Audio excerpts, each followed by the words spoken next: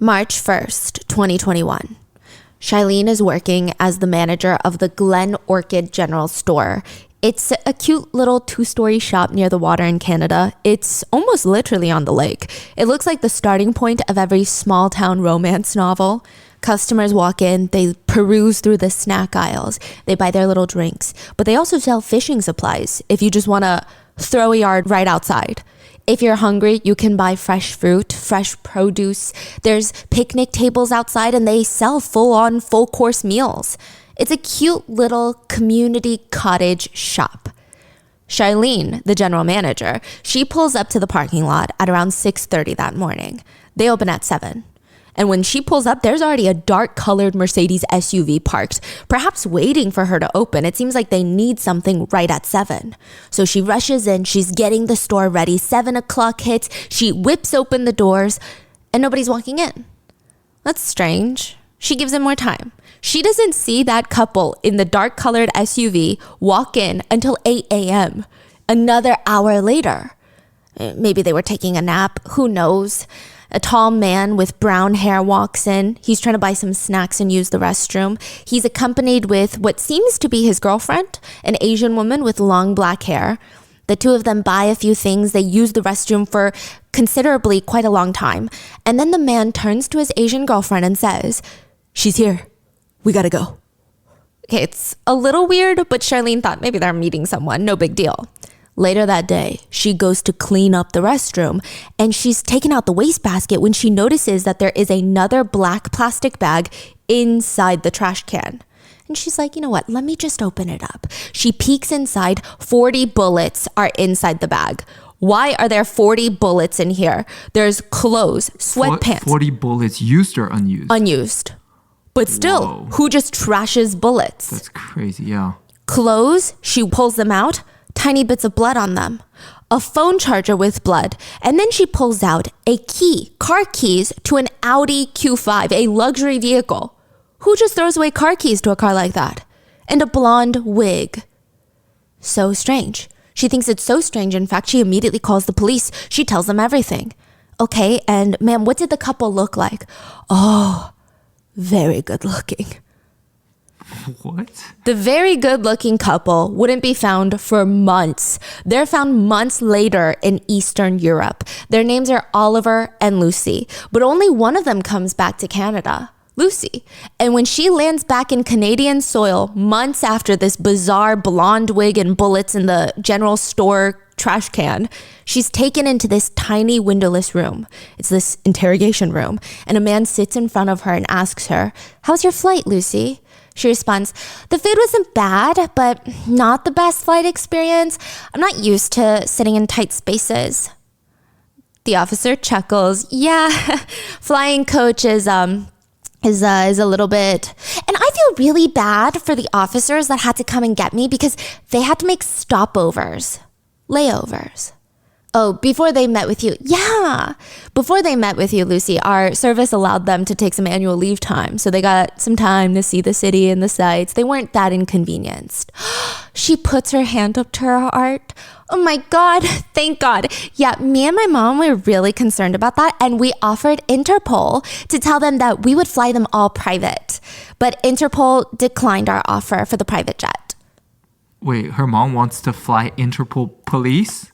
In a private jet? Yes, from Eastern Europe to Canada. Lucy honestly just felt bad for the Canadian officials who had to practically babysit her on this international flight, flying economy. The officer responds, "Oh, thank you for the offer, Lucy, but we can't accept things like that from." The detective looks like he wants to say, "like suspected murderers like you." This is the murder case of what some people have deemed the Asian Kardashian sisters and how one of them committed murder.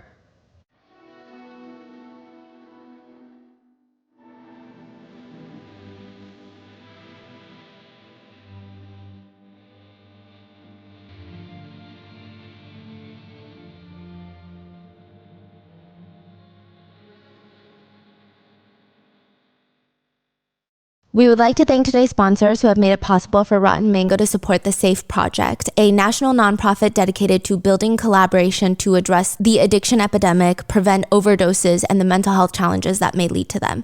Today's episode's partnerships have also made it possible to support Rotten Mango's growing team, and we would also like to thank you guys for your continued support as we work on our mission to be worthy advocates. As always, full show notes are available at rottenmangopodcast.com. A few disclaimers for today's case. There are mentions of illegal substance use and dealing. There's also a brief mention of a loss of pregnancy. So with that being said, let's get started. There is a saying when it comes to going to trial for a crime. The best defense is an expensive defense. The second best defense is a free defense. And the worst defense is a cheap defense, which has nothing to do with the attorney. There are a lot of passionate attorneys who will defend their clients regardless of how much financial compensation there is at the end. But technically speaking, resources could be the most important thing in a trial. For high-profile criminal cases that's gonna go to a full trial, a top criminal defense team could cost hundreds of thousands of dollars, if not in the millions of dollars range. O.J. Simpson's dream team defense, adjusted for inflation, would have been anywhere between $15 million now. The Enron executives, Ken Lay and Jeff Skilling, they paid nearly $70 million for their defense. There's a few reasons defense teams are pricey. One netizen states, it's not just the attorney standing with you in court. That money pays for half a dozen associates that are sitting in the office solely working on your case, researching every issue, cranking out quality motions at every possible point. It's the private investigators that are digging up every witness and shred of evidence. It's the team of 10 all-star experts, forensic experts, psychiatrists who are going to wow the jury with their resume and with the way they present the evidence in a way that favors your case. It's the jury consultants that are going to get the best jury panel in that box for you. That's why money makes a difference. There are plenty of public defenders and cheaper defenders, criminal defense attorneys who have tremendous amounts of experience and are as sharp as any celebrity lawyer. But when you buy a defense, you're not purchasing individual attorney talent. You're bankrolling an army. Another netizen comments, on top of that, powerful people play with powerful people, meaning high-profile criminal defense attorneys that get paid the big bucks likely go to parties where the judges are, where the prosecutors are. They probably have better connections and friendships, which can help negotiate plea deals or reduce charges. Which, if accurate, and there must be some truth to it, that there's so many instances of people buying innocence, it's severely depressing. Maybe a topic for another day. Today, though, we are talking about one of the most high-profile, established criminal defense attorneys in Canada, Liam O'Connor. He's well known in Toronto for getting defendants off for things like the attempted murder of a Toronto police officer, alleged hate crimes, conspiring to kill two people at the same time. I mean, you could say he knows what he's doing. He knows how to defend people. And in the case of Lucy Lee, who some people have dubbed the Asian Kardashian of Canada, he seems to be taking a slightly different approach, a unique approach. He's defending Lucy Lee, an Instagram model and daughter of a wealthy Chinese businesswoman, a well-connected, powerful businesswoman. And in his defense, he states to the jury, Lucy is a distinctively flawed individual. She is naive. She's superficial. She's juvenile. She is entitled. She is immature, sometimes irresponsible. She has terrible taste in men, which is not yet a crime, right? She is full of moral failings. She is perhaps the stupidest person in the room, or possibly on the planet. This is what she's paying allegedly maybe close to 7 figures for? But not because none of that is a crime. Yeah, none of that is a crime. And that seems to be the reasoning that he offers on why she tried to murder 2 people. Lucy Lee is the eldest of 3 triplets. The Lee family consists of the 3 triplets and the 2 other siblings. I think that's why also the Kardashian comes into play. It's a huge family. And Lucy is the eldest of all of them. But let's mainly focus on the triplets. It's Lucy, Caitlyn, and Jane. Lucy is the oldest by 5 minutes. They actually don't go by the name the Lee triplets. They go by the Mia triplets. I'm not sure why. That's what they call themselves. And I cannot exactly tell you how famous the triplets were. It seems like they were pretty well known in the Toronto area, but a lot of their social medias have been more or less wiped. They would post in bikinis or other slightly revealing outfits, the 3 of them. They're beautiful. I think a lot of people were intrigued by really pretty triplets who are also from a really, really well-off family. There are some re-uploaded lives that they've done where they answer people's questions. And honestly, Lucy, out of the entire three, seems the most calm. Or maybe even the most shy. Really? During these Instagram lives, she would be the quietest. And when she responds to questions, she's not joking around with her sister. She's not making fun. She's just kind of like, hee, yeah, oh yeah. Can you tell them apart or? Yes. Oh, okay. Yes, I can. Yeah, but they look pretty identical. Oh, I see. Yeah. Now, Caitlin, one of the triplets, was actually one of the 44 finalists in the Canadian branch of the Miss World 2020 pageant. So all the triplets, they did pretty well for themselves. Now, side note, the triplets' mom, Winnie Lee, she is a strong presence in Canada. She's powerful. When Lucy's parents first immigrated from China to Canada, they did not have much in their name. But be that as it may, they go on to create a whole Chinese-Canadian empire.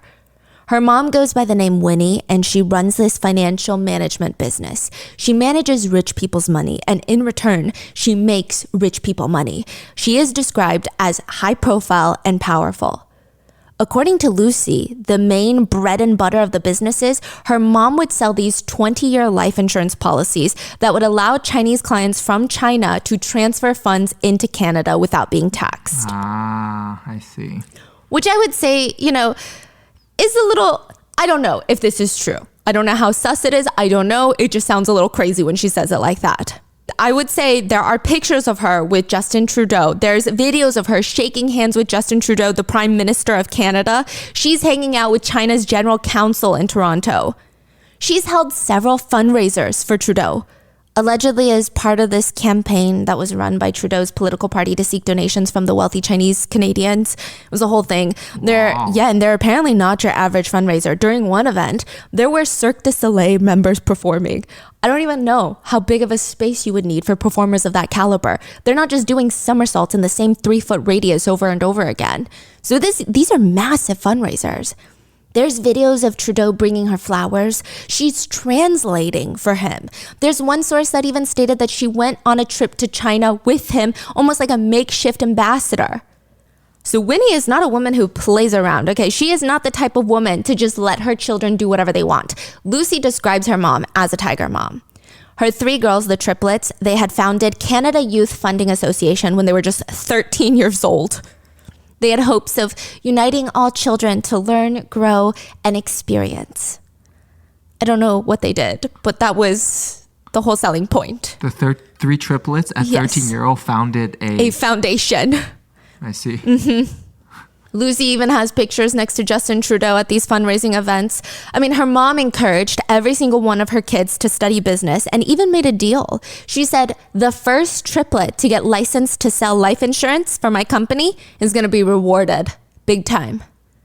It said every month she would host these little family dinners that feel more like company dinners, which is very reminiscent of LVMH, if you guys want me to talk about them one day. But if one of the family members makes a mistake, during that dinner, the whole family has the opportunity to comment on it, just publicly shame them.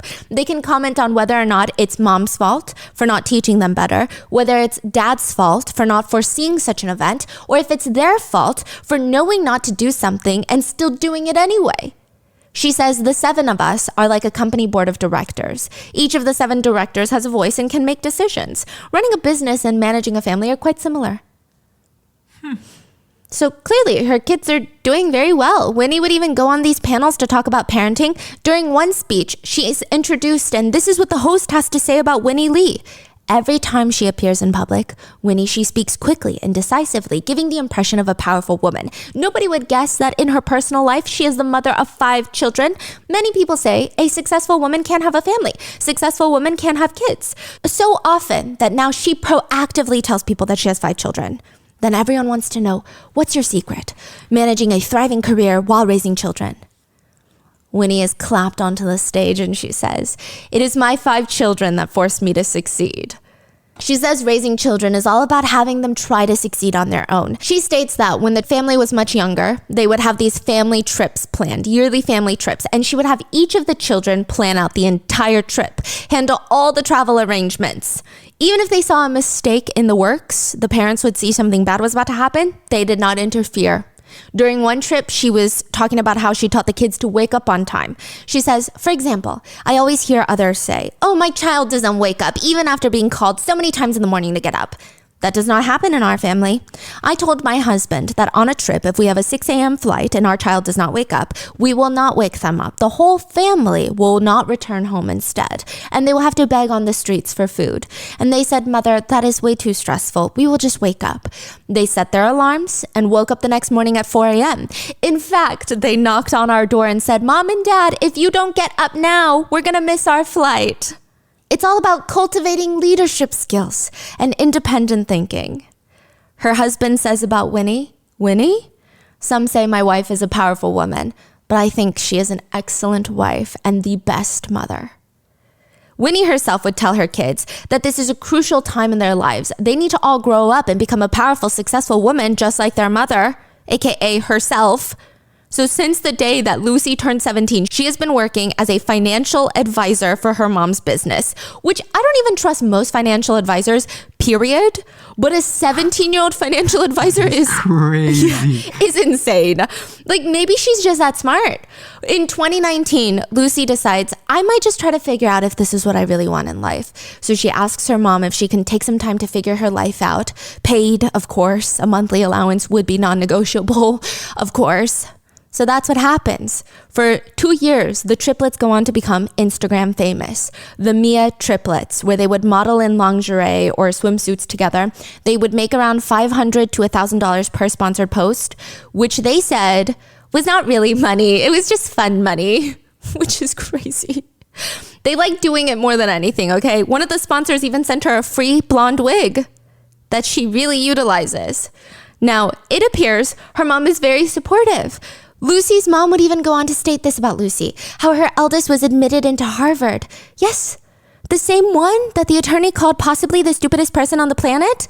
Lucy's mom says, when my daughter got admitted there, I found it particularly strange. Her grades were really poor when she was young, but it's about what label you give your children. Our eldest child is now succeeding at Harvard. I was very puzzled. I said, Lucy, why did mom think your grades were always not good when you were so young? Why is it that now at Harvard, a notoriously difficult school, you can get such good grades?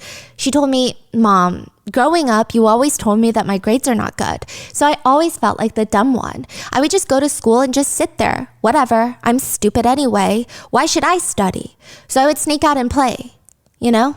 And I told myself every day, I'm stupid. My daughter tells me, now this is what I want to tell others. Do not put a label on your children. She says that Lucy has now taken away that label and she wakes up every morning and says, I am smart. I am smart. And as a result, she's been studying. Her grades are good. The teachers have responded well, the professors. So I asked children, you are the best. Do not label yourself. Thank you. That's her speech.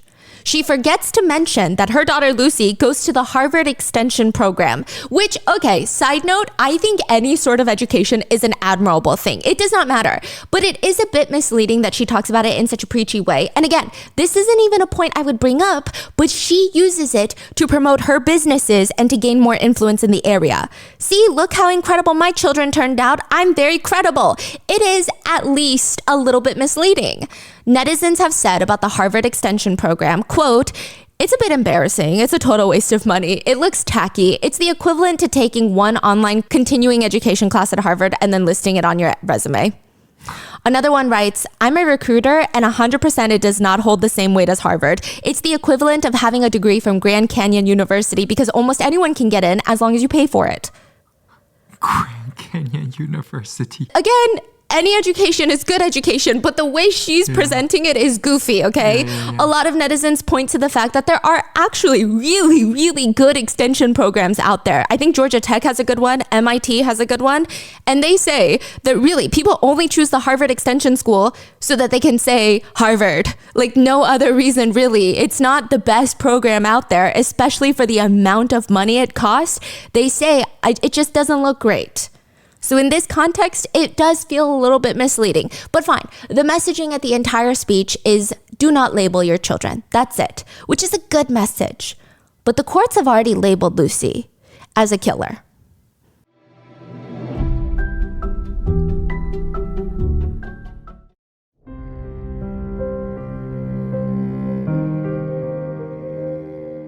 Lucy is brought into a small windowless room in Canada, the interrogation room, and she makes herself comfortable. I don't know if she asked for it. I don't know if they gave it to her, but you see her walk in. She's pretty smiley, and she's draping a police-issued blanket over her. Kind of like how I drape my scarf over me today. That's how the blanket is over her, but it's a full-size blanket. What do you mean police issued? It has like police on there? No, but it looks like they're handing it to her. I don't think they would let her just wear that. So she's draping it over herself. I feel like her energy is more on par with the demeanor of me going downstairs to watch Twilight. It's just very strange. And she just plops onto one of the chairs and she starts off by saying, yeah, I feel really rude and I don't want to not seem like I'm cooperating. And if it was up to me, I would just tell you guys everything. But my lawyer and my mom strongly instructed me not to say anything. And they said that they're on my defense while you guys are not on my defense. So I don't know. I just feel like I shouldn't say anything until I speak with them on Wednesday. How old is she at that point? 25. Oh, okay. But she does ask the officer something along the lines of, but how do you decide who to believe? Like, AKA, should I believe you guys? Or should I believe my mom and lawyers? Yes, but also like, why don't you guys believe me? Like, are you guys going to believe me if I tell you something? It's just so bizarre.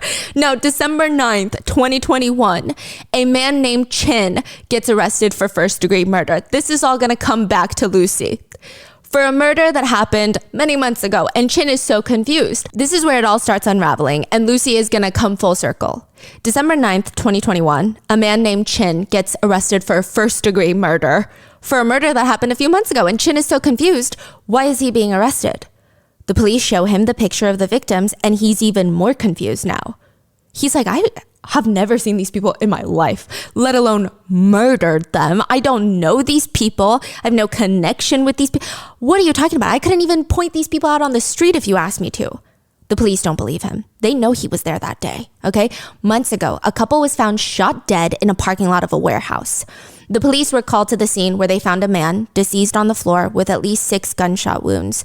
Next to him was an airline ticket in his name and a torn $5 Canadian bill. On the other side of the parking lot was a single Christian Louboutin thigh-high boot. The deceased man's name is Tyler, and his girlfriend Jordan had been rushed to the hospital, but things weren't looking good. She had been shot in the heart. When the police start chasing all the possible leads, they find that a number was in the exact location as the couple during the shooting. Chin's. The cell records show that he was there. He was there the day that they were killed. And Chin is arguing with the police there was no way he was there that day. I mean, prove it. They whip out his cell records. He was in fact there. This is when Chin starts sharing this very wild story of how he has I have a friend named Oliver. Chin argues that he's known Oliver for like 10 years now? They worked at the same restaurant before they were friends. And when friends ask for weird favors, you do it. You don't ask questions. You just kind of do it. The odd favor that was asked of Chin is he needs to swap his SIM card with Oliver's wife, Lucy. Lucy said her family tracks each other's locations on her phone and they have this very important meeting and she didn't want her family to know about it. So she has to leave her phone at home. But without a phone, she can't really call in case of emergencies. So he needs to swap SIM cards with her. It's a huge ask. And the police are thinking, really now? I mean, this is very dumb. But Chin is passionately telling them, yes, it's weird, but he agreed to it because Lucy's family is rich and rich people do weird things. I mean, what's the worst that could have happened? Chin believed that Lucy would not do anything weird. Then he gets arrested for murder a few months later. He said later that night he met back up with them and swapped SIM cards again. Nothing seemed alarming. He would have never known that someone had died that night. When Oliver and Lucy are both finally arrested in Hungary, in Eastern Europe, Lucy responds, "Oh, the SIM cards and all of that. I have a perfectly reasonable answer to what I thought was going on." Suddenly, she's ready to talk. Lucy says she doesn't even know what they were doing at the warehouse that day. No clue why they were meeting these people. They're friends of Oliver's. Tyler and his pregnant girlfriend Jordan were there. They're not really her friends. So she wasn't that curious why they were at the back of this random warehouse. Lucy was with Oliver in their Audi Q5. The other couple, Tyler and Jordan, arrived in their Range Rover and all 4 of them walked out to the back door of the facility and it was locked. because of course it was locked and they don't have the key. So it's a moment of confusion. But since it's February in Canada, Jordan says she's really cold. She's pregnant. She's going to get into her Range Rover and turn the heat on. Lucy joins her in the car. She gets into the Range Rover and the two of them are just sitting there. And Jordan asks her, "Hey, Lucy, where's your realtor?" Lucy was like, I was so confused. Like, what do you mean my realtor? My realtor's not coming. Why would my realtor be coming here? Wait, what's going on? Lucy says she gets out the car to ask Oliver what the hell is going on because she thinks her husband is lying about something again. But when she walks up to him, Tyler is screaming at Oliver, demanding, "Where's the fucking realtor? Where's your fucking realtor?" Oliver tells Lucy to check around the property to see if there's a lockbox. Lucy's confused, but she starts walking away. She says she's about a football field away and around the corner when she hears these pop noises. She doesn't realize what kind of pops they are. And she goes back to investigate because it was kind of loud. And she sees Tyler on the ground. But she's not wearing her glasses, so she doesn't know why he's on the ground. She just thought, like, that's weird. Yeah. And Oliver screams at her to get into the Audi. She's about to get in when she sees Jordan in the front seat of the Range Rover trying to back up, reversing straight into the building. It's chaotic. And Lucy freezes because it looks like Jordan is looking for something in the car. I don't know what she's looking for. Finally, after what feels like forever, she snaps out of it and realizes that Oliver is screaming at her, "You're fucking everything up. Listen to me. Get in the fucking car." She finally jumps into the Audi. And that's about it. It's just very traumatizing. Wait. Jordan was backing up a car? In the Range Rover. Okay, and then what happened? And then they just drove off in the Audi. And then she just thought it was weird. And she thinks later Oliver went back. I don't know. She's saying it was just weird. It was traumatizing. Her belief in that moment was that Oliver had run Tyler over, probably by accident. Oliver kept bossing her around, telling her that she needs to take the stairs up to their apartment now and not take the elevator because of the cameras. But she's so exhausted and she's terrified. They also live on the 34th floor. She remembers, so she's like, I'm not doing that. She says she just remembers squatting down in the middle of the stairwell, sobbing because she's so confused and scared and traumatized. And why is she walking up 34 flights of stairs? That night, Lucy says there was no way she could fall asleep. It was just a lot. She checks the clock. It's 2 a.m. and she gets on her phone and she reads an article about a shooting that said a man and a woman were shot. That was the first moment she realized that someone was injured, and she didn't even know it was a shooting until now. She shakes Oliver up, shoves the article in his face, and she keeps asking Oliver, what happened? What happened? She says, he said it was him or me. He's saying he saved my life because they wanted to kill us. He's saying Tyler's gang are going to come after us. In fact, Oliver tells her that he basically just saved both of them, so now they got to go. They got to leave. So they got to go on the run. It's not safe here. Tyler's gang is going to come after them now. Hurry, we got to go. They leave the apartment. They drive in her Mercedes. They have no plan. They barely have time to pack anything. She leaves empty-handed. He stuffs a backpack with their passports and about $17,000 in cash. Other than that, nothing. They drive until they run out of gas. They end up at the general store. They toss everything in that restroom. They leave the Mercedes in the parking lot nearby, like a nearby little side parking lot. And then they take a taxi back to Toronto. From there, they take a train to Montreal, but they're running late. So the taxi driver is like, I'll just take you there to the airport. They pay $400 in cash. Then they board a flight directly to Europe. First, they land in Germany. Then they catch a connecting flight to the Czech Republic where they meet up with a guy named Martin. This is what Lucy's saying. She's like, I don't fucking know Martin. Lucy's never met this guy in her life. This is supposedly one of Oliver's European business partners, but that means nothing to her right now. She said she was just so scared out of her mind at this point. She even told her mom and sisters to leave at the house in the middle of the night. Just leave your things, go, go, go. She was terrified that Tyler's gang was going to come after her family and everybody that they love. She's telling her family to flee? Yes. Wow. Because the gang is very dangerous, she said. Now, side note, because some reports state that while she's basically a fugitive running from the law in Eastern Europe, her family members are sending her hundreds of thousands of dollars. So they must believe her story.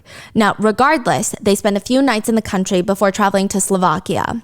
Oliver's dad picks him up from the airport, and that night she remembers waking up in the middle of the night from frantic calls from her sisters saying, there's arrest warrants out for you and Oliver. Lucy and Oliver wake up Oliver's dad, who tells them, you need to leave. This is the first place they will be looking for you. You need to go. Lucy does just that. I mean, she's terrified. She said, I'm just in shock at this point. I never thought I'd be charged with a crime. She keeps asking Oliver what the hell happened because it's just not adding up, but he refuses to respond. He just keeps saying self-defense, it was me or him. They get into Oliver's dad's work truck. Lucy's Chinese.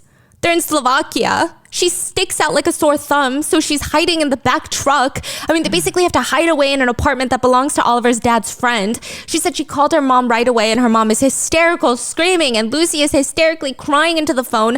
Lucy's mom is demanding Lucy come home right away. They can talk to some lawyers about talking to the police and explain everything that happened. But of course, that's not a plan that Oliver liked. That's what Lucy says. He refused. He did not want to turn himself in. It's not even an option here. Lucy's mom, they're still in Canada. Yes. They did not flee the country. No. They're like, you need to come here and you can explain this to the police. Now, the next morning, she wakes up to Oliver speaking to these two guys. Who are they? She's told that they're part of Europol police. European Interpol, basically. And they have cars with diplomatic plates. Were Paul and Milo. She said those were their names. Lucy couldn't understand a single thing they were saying, but Oliver was translating for her. And Oliver is telling her, you think Tyler being dead means we're safe? No, you don't even know how dangerous this guy is. My dad had to get the European police to get involved. That cost just over $250,000. And we might need to transfer more money. They're trying to save us. They're going to help us not get caught because they understand how corrupt the Canadian justice system is. So we're going to stay with Paul and Milo in his apartment. Now, on a few conditions. We don't get to have access to our phones. We will get fake passports, which is the only way we can travel now. And we will only be driven around in these military-looking vehicles with diplomatic tags, and they're going to drive us into a safe house in Hungary. And that's where we're going to be. This is how they live for the next 2 months. It's not until May 15th, Lucy says she gets her phone back and discovers that the international warrant against them is gone. She doesn't see anything else about it now, which means she can go apply for a Canadian passport so she can go back to Canada. The Canadian authorities, unbeknownst to her, are already waiting in Budapest for her. They've been tracking her through Interpol, and now she's just revealed herself. The two are arrested immediately outside of a church, but they weren't actually going to church. It's like a busy street in Budapest that's known for their wild nightlife, so they were likely going out for the night. And Lucy decides to immediately head back to Canada with authorities. She's like, my mom can send us a private jet. And they're like, no, we're going to fly economy. And she's like, oh my God, I've never flown economy. She's like, I only fly first or private, basically, is what she said.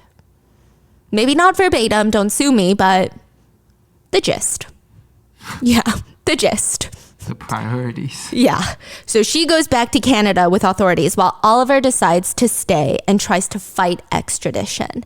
This is the story of how Canada's most politically well-connected family's daughter ends up as an international fugitive.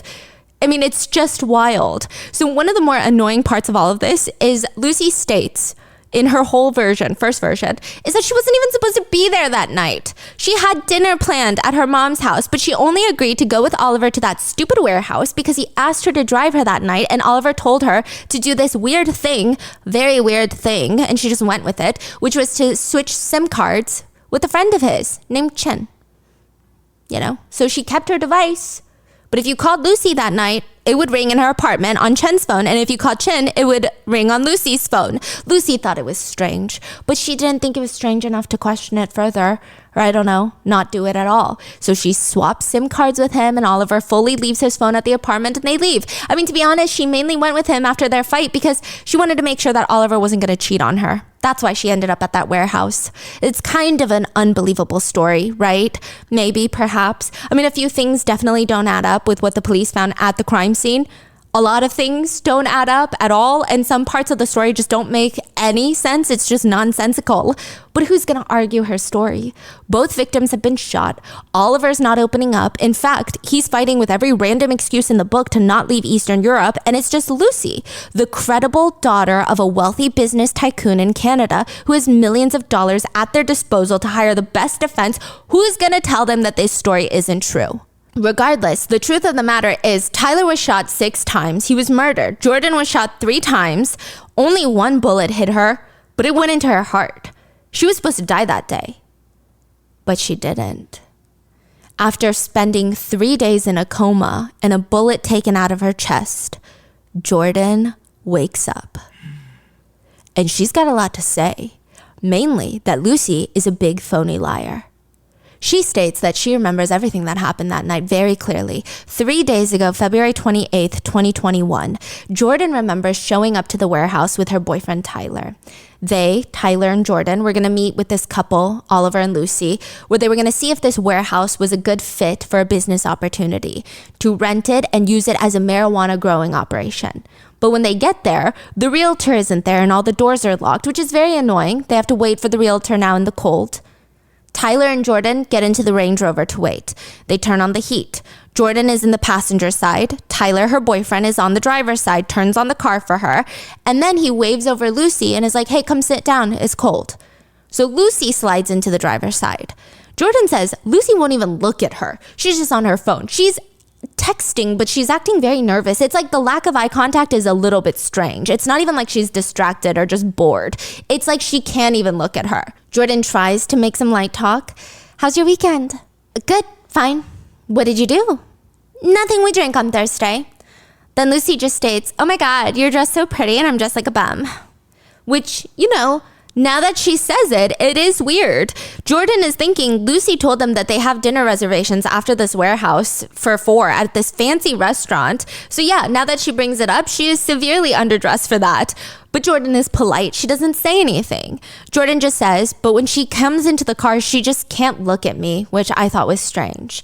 Eventually, she gets out of the car, and now my car turned off because the driver's side door had closed. So I guess the car thought it was off or that everybody had left. So she slides. She doesn't exit the car. She just slides over from the passenger seat to the driver's seat while being inside and turns the car back on. She said that's when she looks up at the side, and at the passenger side window where she had just been sitting, Oliver is standing there, glaring at her, pointing a gun at her. And she said, I couldn't move, I couldn't talk, my mouth was wide open, he's pointing a gun at me, he was shaking and his eyes were bulging, and then he says, get out of here, Joe. But I guess he doesn't give her the chance to do that because the last thing she remembers is gunshots going off. Jordan said she heard Tyler's last words, and Tyler had said, Oliver, what the fuck, bro? So Oliver had shot Tyler. Jordan's first instinct is to put the car in reverse to try and get out of there. But as she's flooring it, she hears multiple gunshots additionally go off. She had been shot. The car slams into the warehouse, reverses. There are clear holes in her memory from the trauma, but she does remember seeing Oliver dragging her out of the car and throwing her onto the cold floor. And they both drove off. They drove off in the Audi and the Range Rover that was Jordan and Tyler's car. And then she just remembers crawling on the road on her hands and knees, asking for anyone. Is there anyone to save her? She's still conscious. Yes, and she had been shot literally in the chest. Yeah, and she says it took an hour. And then finally she just heard a woman and her voice kept saying, hang in there, sweetie, hang in there. That woman was Annette Bright. The woman had been driving down the road with her boyfriend when she saw what looked like a mangled animal on the side of the road with blood. She just kept driving, but something in her told her, just U-turn. If it's an animal, fine. You can call animal control. If it's something else, it just would keep her up at night. So she U-turned, and what do you know? It's not an animal. It's a woman on the road crawling. She parks the car, lunges out. What happened? What's wrong? And she just keeps saying, help me, please. I've been shot. She could see Jordan is getting paler by the second. Annette's boyfriend is already calling 911. The woman on the floor keeps talking, but the only thing Annette could understand is, help me, help me. And then she faded out into a coma that doctors were feeling very pessimistic about, that she would never wake up again. The worst part of Jordan's story is that while she was crawling down the long driveway of the warehouse to get help, she could see her Range Rover driving back and forth on the main road with her attempted killers scanning, hunting. So it's presumed that they came back and she was gone. Jordan is gone. So they're like, how is she gone? We shot her. How is she not dead? So I think she had crawled into the bushes, and she just remembers seeing them driving around looking for her, practically hunting her. She also said that she could hear them fighting and arguing. She could hear one of them saying that, no, for sure she's dead. And the other one said, well, we just need to make sure. Wow. After about an hour, they leave without finding Jordan, and that is how she's able to get help, which Who is Jordan, and why would someone even want her dead? Why would someone kill her boyfriend, the father of her unborn child, Tyler? Tyler can make up to $1 million a day, running what seems to be a cocaine empire. I mean, I don't know if empire is the right word, but $1 million a day, that's not a side job. That's corporate monopoly level money. Jordan says Tyler was not a, quote, street level dealer. He would help import cocaine into Canada and sold it to other dealers. So he's at the top of the food chain, if you will. But she says they weren't in as dangerous of a position as the street level dealers because one of them had been killed once, but Tyler doesn't really have enemies. He's just overseeing and profiting and helping smuggle in the cocaine. Side note, a quick disclaimer, Tyler is a murder victim and absolutely nobody should be murdered. I think that much is very clear. But it would be a bit strange for me to not address the fact that his occupation is likely indirectly harming a lot of people. So it's just very tricky. Now, Tyler was trying to get out of this underworld business. He keeps trying to use his funds to create legitimate, hopefully tax-paying businesses, a diamond company called Hard as Diamonds, as well as a wellness weight loss supplement brand called Elite Organic Nutrition. Jordan would say he just wanted out of the cocaine life. We wanted to have a family and be normal and escape that negativity. He just wanted to be a more legitimate businessman, especially since he has 3 children that are growing older, and Jordan, his longtime girlfriend, the one who was shot, is pregnant with his 4th child. She's 14 weeks pregnant. So a more legitimate business would provide a sense of security for everybody. Now, Tyler and Jordan have a friend who introduced them to a guy named Oliver Knox, this rich kid with rich parents, but his parents are also very powerfully well connected in Europe, was the story that they were told. And he has all these businesses that integrate European contacts with Canadian contacts. And this is during the pandemic. So Oliver's new business plan is they know people in Europe who sell hospital gowns, syringes, and face masks, mark up the price by a shit ton. That's how they describe it, since hospitals need it right now, and it's just printing money in Europe. They're just printing money. They have a factory in Europe that makes it, then they sell it to the European hospitals. Mm-hmm. And they're looking for investors. Like medical... yes. Yeah. Tyler and Jordan invest at first $170,000, which is a lot. But eventually, in total, they invest about $500,000. Crazy. Now, Jordan says, we were expecting millions in dollars of profit. After our initial investment, we put in the 170, then another 300 to get more trucks so the money would come in faster. We wanted to roll the money, which looked very feasible. Their share of the profits would be close to $3 million. Now, this is the part that they're struggling with, is bringing that money in from Europe to Canada without raising a bunch of red flags. Because once you bring that kind of money in, first of all, it's difficult to transfer that amount. But secondly, once you bring that into Canada, it's going to be heavily taxed. And third, once they tax it, they might be like, how'd you get this money? You explain, oh, I invested in this mask business. How much did you invest? $500,000. How did you even get $500,000? When your tax returns show that you don't make any money because they're not making legitimate income. It's not an easy transfer. So the day of the shooting, the couple were going to meet Oliver and Lucy at the warehouse, and Oliver had this new business plan, find a warehouse. Lucy would be perfect. Her mom has lots of connections and they own lots of warehouses and they have powerful realtors that can get them a good deal.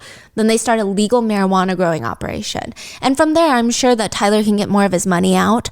Maybe he'll get more of the profits of that, and Oliver and Lucy will take the European profits because it's easier for them to get the money into Canada. Okay. You know, that's why they showed up to this empty, abandoned warehouse in the middle of this industrial street. But the problem is, Oliver has no plans to pay the couple back, let alone give them a share of their profits. In fact, Oliver Knox is not Oliver Knox. His name is Oliver Carafa, and he's already killed someone before. What? Oliver tells lots of lies. The first about being the mask business. It's unclear whether or not Oliver himself is in the mask business or if the entire thing is also a lie. But one thing is for sure, he's not giving Tyler his money back. He starts making up all these excuses on why they can't get the money back. And every question Tyler has, there's a long-winded explanation, long-winded excuse. Even the meetup at the warehouse, not real. To lure Tyler and Jordan out, where Oliver shoots them both and goes on the run with his wife, Lucy. They flee the scene within 48 hours there in Europe on the run as international fugitives. They are not located for 3 months. When Lucy finally comes back home, Oliver does not. Yeah. When they're both arrested in Hungary, Lucy comes back immediately. She does have to fly commercial, but nevertheless, she comes back to Canada. Oliver does something fascinating. He files a petition with the courts in Hungary stating that if he goes back to Canada, because the Toronto police are so corrupt, there will be no way he will get a fair trial. They will do something shady. He argues to Hungary. His life is on the line. Oliver Carafa has no plans on going back. He even hires PIs to look into Tyler Pratt to show the Hungarians like, hey, look, there's a lot of drug dealing going on in Canada and they're going to kill me. The gangs are going to kill me in the prison. You don't know the prisons in Canada. Yeah, he says, because of his extensive criminal connections and his associates want to avenge his death, my life is in danger. He alleges he will never get a fair trial. Hungarian authorities relay back. Criminal relationships are not bound by national borders, which means that the accused would not be safe in practically any country in the world. The court therefore establishes correctly and lawfully that the conditions of the extradition have been met and orders the arrest for surrender of the accused. AKA, he's gonna get extradited. But then he tries to stop that and he's like, Slovakia, my home country, can you please try and help me? But that doesn't work either. 8 months later, he's sitting economy with Canadian officials. It's likely that his whole plan to stay in Europe was not because he truly believed the Canadian justice system is corrupt. I mean, how could he? He got 5 years for killing someone before. We're gonna get there. But allegedly, it's been said that he believes Hungary would have been an easier place to bribe corrupt officials. And Canada is harder. Lucy did not care. She did not like the prisons there. Now, her mom does a press release when she's back to Canada, and her press release is the family is shocked, disturbed, and puzzled by Lucy's involvement in the tragic incident.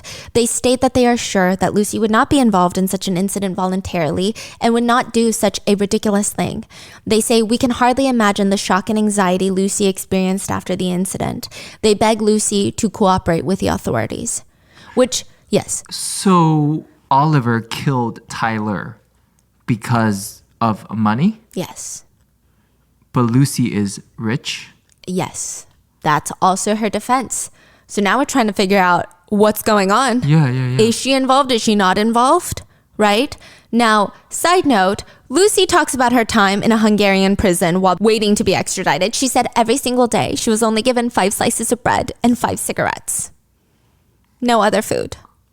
She said everything cost money there, even sanitary products, and she didn't have money to be put into her account. Now, I don't know how Canadian jails compare, but she's not someone that's going to withstand any sort of prison because she does make Canadian bail somehow. The bail conditions are probably the most rigorous I've seen. The conditions are this. Lucy will be allowed on bail for $2.7 million.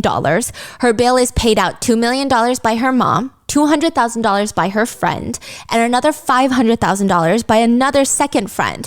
Now, I thought that was weird because first of all, that is very crazy for a friend to put up that kind of money. Now, another thing is, why wouldn't her mom just pay it all if they're so wealthy? There's a reason, because under the rigorous bail agreement, Lucy has to be under watch 24/7 by whoever has participated in putting up her bail. They practically become her guardians. If she has to go to the doctor's appointment, it has to be with one of her 3 guardians. She cannot have friends over, but she can have her 3 guardians over. Wow. She cannot go to social engagements, but she can stay with her guardians 24/7 and hang out with them. So it's likely her mom didn't want to babysit her the whole time and Lucy wants to be with her friends. One of them even moved into the family home to, quote, watch over Lucy. In addition to those rules, Lucy has to wear a GPS tracker at all times. She cannot have any visitors in the house other than immediate family. She can leave her house for exercise with her ankle monitor on, but she can only go within a 1-mile radius of the house at all times and only for up to an hour per day. The only time she can go further from a mile is when she has a court-approved medical appointment or to see her attorneys. That is it. She cannot even use the cell phone. She cannot use the internet without supervision from one of her guardians. And lastly, she cannot apply for a new passport, which honestly doesn't sound so bad when you're quarantining in your parents' likely multi-million-dollar estate with your 2 besties, but she still breaks bail. Because before the trial starts, it stated that she went to a party. She was rearrested and then re-released on bail again. But with her ankle monitor, she went to a party? Yeah. Wow. The trial is going to be a joint trial with both Oliver and Lucy on trial for murder and attempted murder. And so there's 3 arguments, one from Lucy and her team, one from Oliver, and one from the prosecutors and Jordan. Now, Lucy gets a high-profile defense attorney. The Oliver's defense attorney, he's a really good defense attorney, allegedly, for getting drug dealers off, but not for murder. So it seems like he's way less high-profile. And Lucy's family did not pay for his attorney or anything. So there's a lot of speculations by netizens that if they had the same attorney and had they stuck with the same story, they might have gotten less time. Yeah, so you got the 3 stories from the prosecutor and Jordan, and then the 2 other lovebirds that are no longer lovebirds, it seems. Now, Lucy's story changes multiple times, which is not the best look. The first time she shares her version of events, she states that a random stranger, a third party, showed up and shot the couple. It was crazy. It was probably one of Tyler's enemies.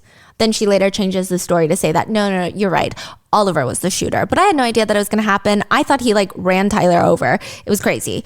And then she says that she was forced to write the initial confession that an unknown man had shot the couple by Oliver, by her husband. He was like, you better write this.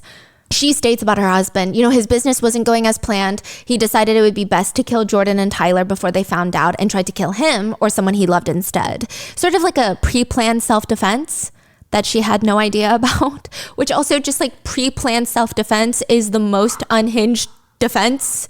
I don't know. She said by that point, he had told her all of that. She didn't even know that Tyler had invested in Oliver's PPE mask business. She said she knew nothing about Tyler and Jordan. In fact, she would never want to do business with them because they're not, quote, presentable people. She claims Tyler is very, very terrifying. He was not happy that he's not getting his money back. She said Tyler was violent with Oliver, punching and abusing him. He would allegedly threaten him. If you want to turn me into the police, I have friends in the police. Before I even get booked within 48 hours, I'll have the Somalians kill everyone you love. During the initial interrogation, she's asked, so right off the bat, you're not impressed by Tyler. Right off the bat, I say, do not associate with these people because they're not good for our social image and because she's a known Hamilton stripper, Jordan. Wow. And Tyler is known in Vancouver as a scary gang member, according to some mutual friends. This is during interrogation? Yes. And she's talking. talking. Victim. Yes, and she's talking like this. Right off the bat, I say, do not associate with these people because they're not good for our social image. Furthermore, she states that Tyler had this big business idea that he was trying to rope them into, which they would bring girls in from the Czech Republic to Toronto and Vancouver to get into the escorting business, which, for lack of a better words, she believes sounds precisely like human trafficking. Now, we don't know if this conversation even ever took place, but that is her claim. She said that she would even get into fights with Oliver about how much she doesn't like this couple. She said, I really didn't want Oliver to be associated with them. He knew my opinion and started not telling me when he was going to meet with them. He would downplay their communications. She further alleges that Tyler and Jordan have ties to the Wolf Pack, which is a big gang in the area. And when everything went down, she felt like it was an I told you so moment. She testifies later during the trial. Tyler is very, very scary and very aggressive. He scared me. He's a very big man and very scary. I'm so sorry. What is that I told you so moment? The murder? Yeah, telling Oliver I told you not to interact with these types of people. And I chuckle because I don't know why she would say that. It's not like I think she's funny. I think it's just crazy. She's so not understanding what's going on. She's saying, yes. I told him so. Yeah. This will happen. If you keep murder is going to happen. It's just what? Her energy throughout all of this is on par with someone maybe getting into an argument. She's with so people. Detached from the real world is the feeling. She feels like maybe she growing up, she has never faced any consequences. Yeah. So her attitude is literally this lighthearted. And I think the way she speaks about all these things that happened, it's almost this very firm, I don't know where it comes from, belief that everyone's just going to believe her and be on her side. Right. Everyone's on her side. I told them. Don't you agree? It's kind of that attitude is the vibe. Wow.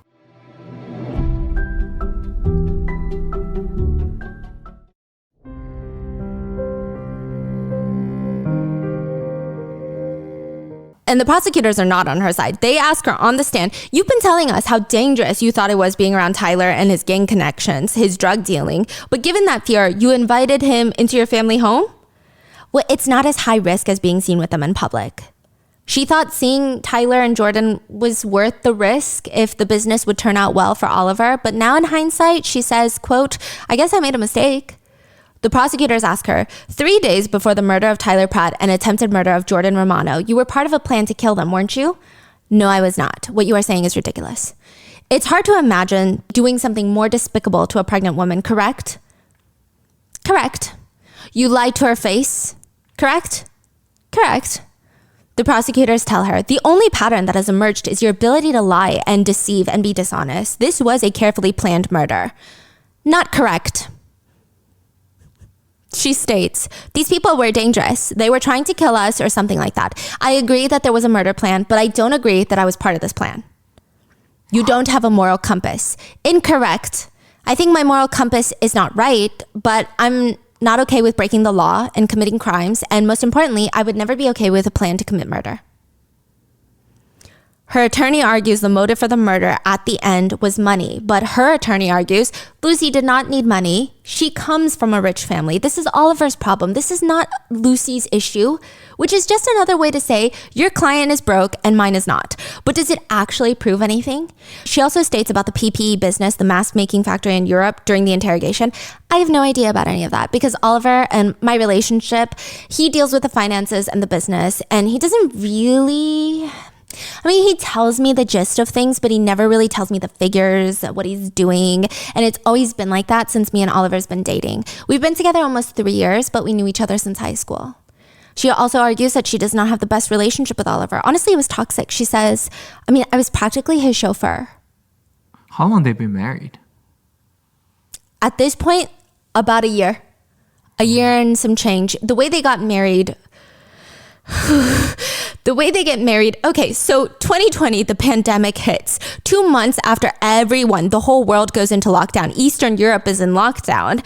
They're like, you know what? I don't like being at home. Let's go to Europe and have some fun. So they're trying to fly into Europe, and Europe is like, no, we are not accepting anyone who does not have a reason to be in Europe. However, Oliver can go because he's a dual citizen. He's Slovakian and Canadian citizenship, right? But Lucy is just Canadian citizenship. So they say, the only way that you'd be able to get into Europe right now is if you guys were married. Then because he can go, he can bring his wife, obviously. So in the airport, they apply for a marriage license. They get a Zoom call with an officiant, get married so they can board their flight to a fun European trip while everybody else is fighting for their lives and people are dying. That is wild. Yeah. Lucy is also asked why she wore a blonde wig on the way to commit murder. This was very clearly an attempt to conceal her identity in the elevator to throw investigators off because she swapped her SIM card to make the SIM card look like she was at home. Then the elevator footage does not show Lucy going down to the parking lot. It shows a blonde woman going down to the parking lot. So she could argue, what do you mean? You don't see me leaving the apartment. My phone records are in the apartment. I was in the apartment the whole time. That's what the prosecution's arguing. And Lucy is like, that is ridiculous. The truth is, the wig was from a brand deal that she got on Instagram. So this company sent her a blonde wig and she would wear it while she had intimate relations with Oliver at times. But she got into this huge fight with Oliver the day of the shooting, because she felt like Oliver was always cheating on her. And when she had seen it out and about, not tucked away, not packed, when she saw it out and about, she just assumed that he was going to bring this wig to go cheat on her and have another woman wear the wig because he's got like a fetish for these wigs.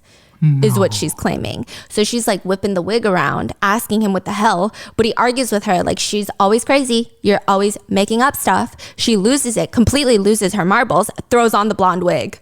She's like, yeah, you like blondes? I don't know. Okay. But she like puts it on. So I'm assuming that's what she's claiming her energy is, and leaves. Kind of like, oh yeah? How's this? Is she leaving by herself? Yeah. Oliver takes the stairs down 35 flights, 34 flights. How did she explain his behavior walking 34 flights? She said, I don't know. He's weird. Everything is like, I don't know what he's doing. I don't know anything about him. He's weird. So when she's walking into the elevator, you saw the footage, yes, right? Like, was she hiding? Can you see her face? Or you cannot see her face. She's wearing the blonde wig. She has a hood pulled over her head. She's on her phone and she's it's just weird. Like she's like hiding her face, right? Yes. And I imagine if I were ever in this bizarre, likely untrue situation where we got into a fight and I wore a blonde wig into the elevator, I would snatch it right off when I got in there because I'm angry. I'm like huffing and puffing, but she's just like, her body is tight. Her arms are close to her chest. Yeah. And she's just standing there in the corner looking down. Wow. She said that she was expecting him to chase her into the elevator, but he did not. That's the story that she's trying to sell. Yeah. I mean, later she changes the story and she's like, okay, fine. I put on the blonde wig because Oliver told me to do.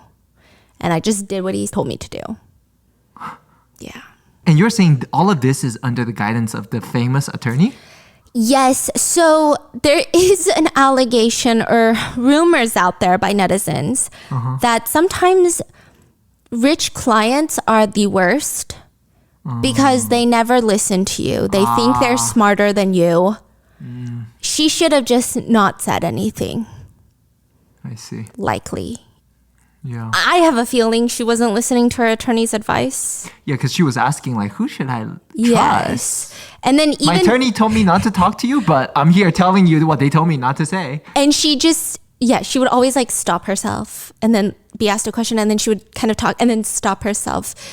Yeah. Wow. Yeah. Even all the different houses they stayed in Europe, in Eastern Europe, she said she thought that these were all police who were helping hide them because, I mean, it's like she's on some sort of crime thriller series getting moved around from safe house to safe house in a global network of safe houses to shield her from, I don't know what. It's a very odd story that she's selling. And Lucy does try to make up for all of it by stating, yeah, maybe I'm just dumb. Yeah.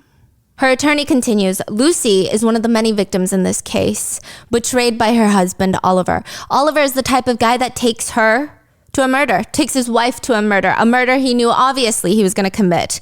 Lucy finally developed a bit of a backbone after spending years being Oliver's doormat. Oliver has had far too many victims in his life, including among the many victims is Lucy. I ask you not to let him take one more down. Oliver's attorney has a different strategy. While Lucy can blame everything on Oliver since he was the one that pulled the trigger, Oliver's defense has to be a bit more creative. They say, we do not dispute in any way that he pulled the trigger on the gun that shot Tyler Pratt and Jordan Romano, aka he did shoot them. He killed Tyler, but the defense attorney argues this is not first-degree murder. What Oliver did should be considered second-degree murder. He just wanted to, quote, tame a violent, angry, volatile, muscular, international drug dealer. He argued that Tyler had threatened to break his legs if he didn't get his money back and more ASAP. And their whole defense relies on the fact that Tyler is this big, scary guy and Oliver was too dumb and too scared, so he killed him. They say the shooting is so poorly orchestrated, it doesn't meet the threshold for first-degree murder. The defense attorney basically states, riddle me this. If what seems at first glance to be a plan so badly thought out that it falls apart because so many obvious things were not considered, that indicates there was no plan to begin with.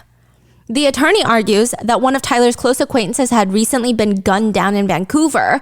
They also state that Jordan and Tyler had gotten into an explosive fight 5 months into their relationship, where the attorney alleges that Jordan allegedly told others that Tyler had physically harmed her. So they're just trying to paint the victims in this horrible light the whole time.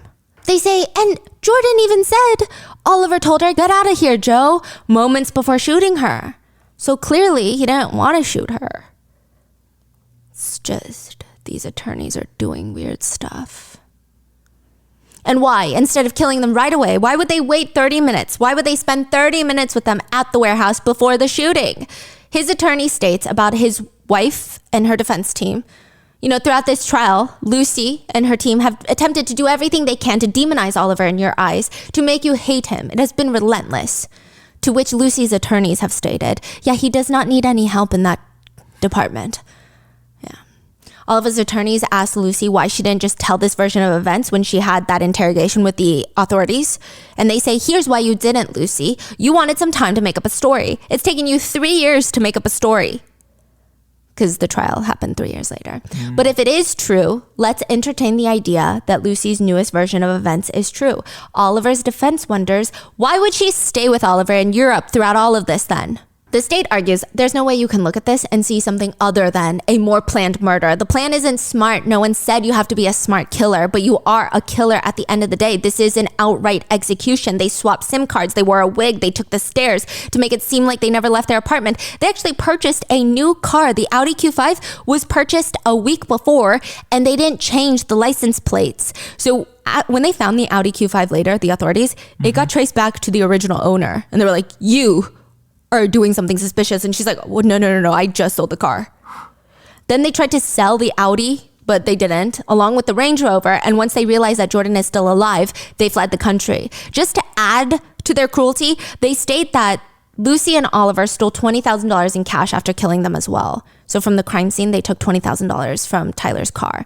Additionally, it's very clear that Tyler wanted his money back, but not in an aggressive way.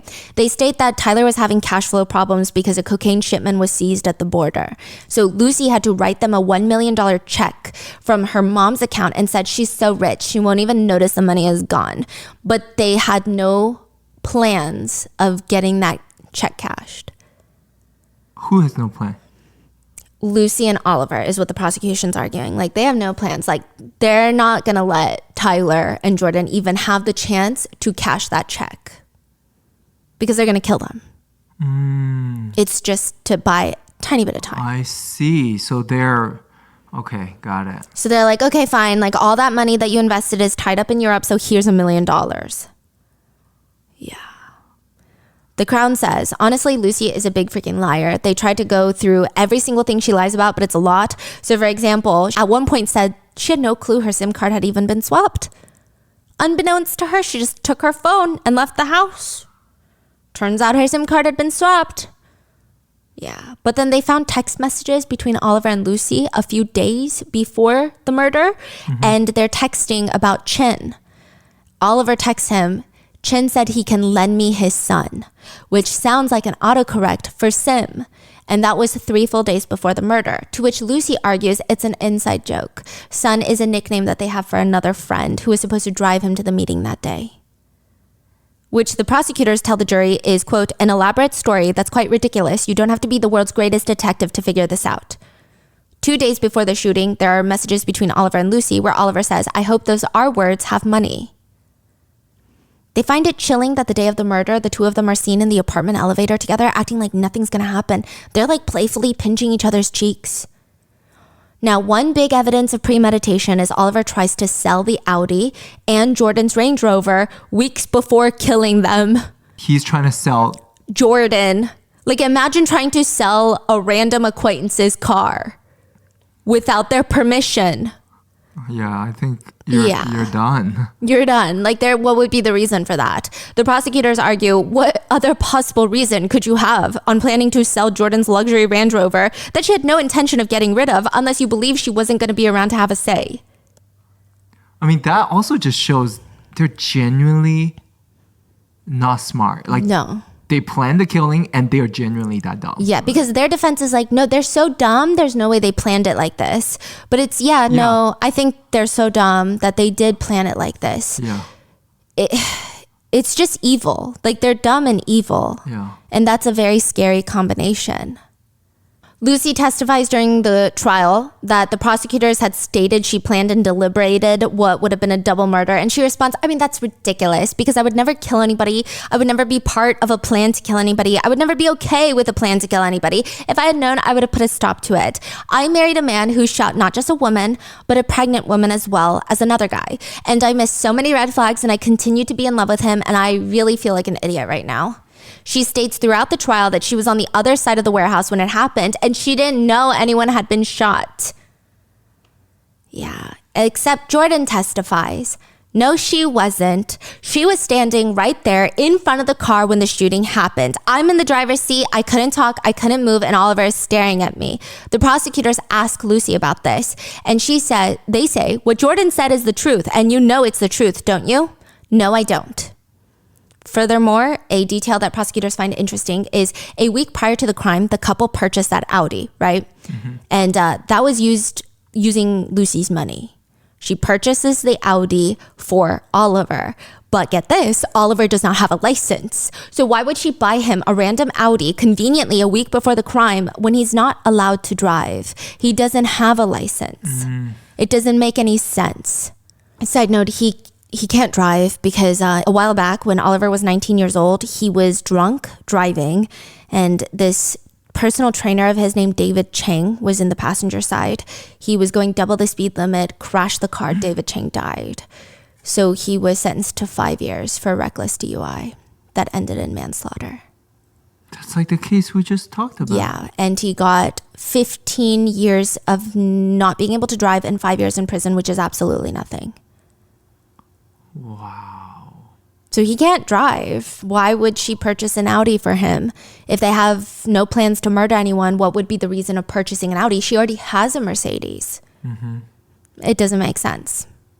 Lucy argues that Oliver told her it was for his flipping car business where he buys cars and ships them to sell in Europe, and she said that he promised to pay her back for it.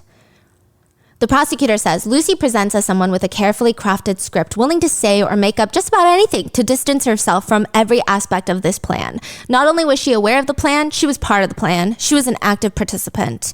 The prosecutors state, it is because of Jordan's strength and her courage that you can see the real Lucy and Oliver past all the lies. Perhaps without her surviving, they would have gotten away with it. That's true. But she did survive. Jordan states she was in a coma for 3 days. She lost her baby. She has severe nerve damage everywhere. The recovery lasted months of excruciating physical pain where she couldn't even move without someone helping her. Anytime she wanted to sneeze or cough, because it was in her chest. This is dangerous. She can't just sneeze and cough like a normal person. Her mom has to hold a pillow down to hold her body in place.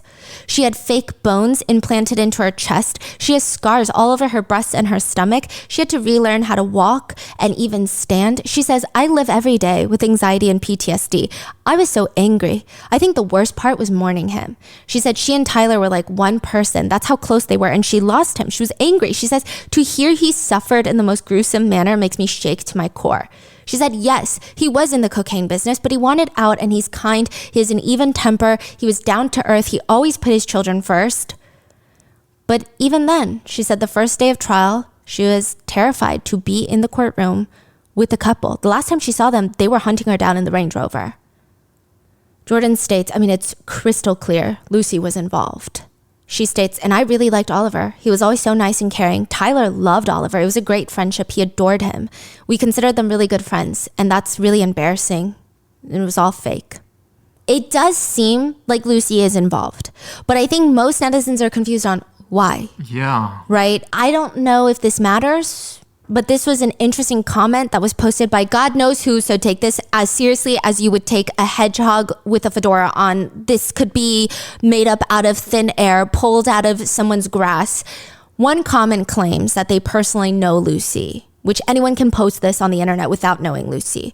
But they write, I knew Lucy for a few years, right before she got with Oliver again. She's rebellious, and these things totally get her excited. She's always had money, but she wanted trouble. It was never about money. She did it because it made her feel good. That's why I distanced myself from her. Lucy's sisters are normal, but she's like a different breed, and has always been. I totally believe she planned this with Oliver. There was another internet rumor that Lucy allegedly, unconfirmed, whispers in the air, could be made up by anybody, but it stated that she would do this thing where she probably had lots of wealthy friends, right? And she would steal their expensive designer goods, but not to use it. She would steal it and then immediately trash it, allegedly. Which is so weird. I don't know if this is true. Would it be for the thrill? Would it be for the power of it? I don't know. Again, not proven to be true at all. But if it were, I think that's the only insight I could have maybe been able to put together. And again, it might not even be true, right? Because I don't know why she would be involved. Now, side note, it does seem like Lucy's character is confusing. Her morality is all over the place. Her attorney just attacks Jordan the entire time. He states Jordan is not a trustworthy witness in court because, well, she has questionable morals. Sir, he essentially goes on to state that with the mask factory that they invested in Europe with Oliver, their whole business model is to price gouge hospitals during the pandemic while people are dying so that they can make a profit. So he's like, do you really trust someone who just cares about money like that? The defense attorney also asks, does that make her a good person? Then he states to Jordan, you let a fairly big drug dealer fly under the radar. That makes you part of the problem. Don't you see that? Jordan would later state, we wanted to have a family and leave that negative stuff behind. Then they tried to discredit Jordan's version of events, stating that while she's truthful, she's unreliable because of the trauma that she faced. Which, yeah, but because of who did she have to face that trauma is the question here. What kind of question is that? Oliver's defense states, despite being there, Jordan cannot describe how Oliver shot Tyler, yet she clearly remembers Oliver telling her to get out of here, Joe. Lucy's attorney states, Jordan has a moral compass so far off it should concern the jury. They keep bringing up the fact that Jordan claims to be a good person, but she was living in luxury off of the cocaine money and how she used to be a dancer, which I don't know, sir, with all due respect. What about your client? What's going on there? I don't think we can have a morality competition with anyone here. The state argues Jordan has been an open book and a consistent witness. She may have helped Tyler live off-grid and benefited from his work, but no matter what you think of her lifestyle, it does not diminish her credibility. Jordan states throughout this trial, the legal teams have made Tyler out to be a scary monster, but you guys are the monsters. Side note, it's said that during the whole trial, Lucy would look over her shoulder and smirk at Jordan the whole time. Yeah. Dang. I don't know if that's true, but it's out there. Do you know if the mom and the family was there, present? Yes, but they never went up onto the stand. The mom showed up in a fur coat and designer bags. Wow. Yeah. She does look kind of scary. I don't know. If Insang, Korean first impression, she looks intense. Yeah. Everybody's family showed up. Yeah. Tyler's family, Jordan's family, everybody was there. The jury takes less than an hour to deliberate. They were found guilty. People actually started cheering in the courtroom when the verdict was read. I think nobody likes entitled, spoiled people slut-shaming and shaming others when they're literally on trial for murder. I mean, the whole thing is frustrating. In Canada, a murder verdict is automatic life in prison with 25 years served before parole eligibility. And Canada's actually pretty good about releasing people on parole. So it doesn't seem like they're going to be there for life. The judge looked at the two defendants and said, it was an outright execution. It is difficult to imagine a more calculated and planned murder than what was conducted. Do we know Lucy's reaction in that moment? Or she just looked kind of stoic-faced and a little upset. The best part was when Lucy was being dragged back in by the authorities because she's going to prison. Jordan said, bye, Lucy. And Jordan says because of how intense her trauma is, she is terrified of cars and loud noises. She said she was driving one time and she felt this insane PTSD anxiety where she felt like Oliver and Lucy were driving, chasing her, and she got into a car accident. For the first year of recovery, the only way she could fall asleep was to drink alcohol. And she looked at the couple when she gave her victim impact statement and she said, the honest to God truth is, I'm not angry at both of you, nor do I want to avenge you, which would be a normal thought for a woman who has had a child and boyfriend taken from her, as well as a lifetime of PTSD and anxiety you have both inflicted on me. What I actually feel is sorry for you. I feel sorry that you threw away your lives for a lousy $470,000. It's pathetic. I remember exactly what you did to me, how you preyed on me and Tyler for weeks. My scars are a daily reminder that I survived what was meant to destroy me. My hope is that your lives will be nothing but a cold jail cell with the same jail food, and the worst part of all will be you alone with your own ugly thoughts. You will have to face your own evil self every day. But my life doesn't end here. It's just getting started. Yeah. During the trial, forensic pathologists stated that Tyler did not quickly pass. They say his wounds would have taken anywhere between 2 minutes to 2 hours. The judge stated he was left wounded and was alive possibly for up to a few hours after being shot, with no aid, no assistance being called on by the two offenders. Tyler's mom has stated, we've gone through a devastating time. We've lost a grandbaby through it, as well as our son. Tyler was a phenomenal father and a talented entrepreneur and someone who is continuously driven for excellence, just very hardworking. They said it was hard to listen to him being labeled as this dangerous criminal when he can't even be here to defend himself. For the past 3 years, Tyler's dad has been trying to get justice and he's been wearing his son's shoes every day for 3 years. And now that the verdict has been reached, he says that he will put the shoes back in the box because it was the closure he needed. And Lucy and Oliver are now appealing their convictions. And Jordan is suing Lucy in civil court as well as Oliver. So that is where the case is right now. What are your thoughts? I mean, why do you think Lucy was even part of this? It doesn't make sense. I just don't understand the psyche behind it. It doesn't even seem like her mom was going to cut her off. I think her mom has a lot of pressure that she puts on her children, but I think the children play the part well. I think Lucy played the part well, and I think as long as she kept playing the part, I don't think her mom had any plans to cut her off. Because I don't think that would have even looked good for the family, which it seems like her mom cares a lot about. I mean, I don't know them personally, but just from the few interviews I've watched of her. It's just weird. What are your thoughts? Why would she get involved? Let me know in the comments, and stay safe, and I will see you in the next one.